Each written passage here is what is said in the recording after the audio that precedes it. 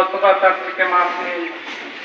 আল্লাহর হক নষ্ট করলে সেটা আদায় করা, ছুটে গেলে সেটা কাজা করা, এইভাবেই তওবাটা পরিপূর্ণ হয়।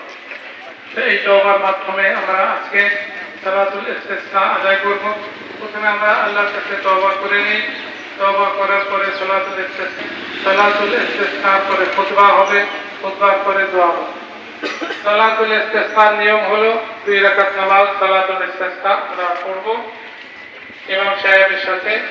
এখানে কোনো অতিরিক্ত তাকবীর নেই, আযানও নেই, ইকামতও নেই। এভাবে 2 রাকাত নামাজ শেষে খুতবা হবে, যেমন ঈদের খুতবা হয়ে থাকে। সেখানেই হাতের পিঠটা থাকবে উপরে, তালু থাকবে নিচে, এইভাবে, যাতে যে অবস্থা আছে এই অবস্থার পরিবর্তন আল্লাহ পাক করে দেন। এখন আমরা দোয়া করি, তওবা করি আল্লাহ পাকের কাছে।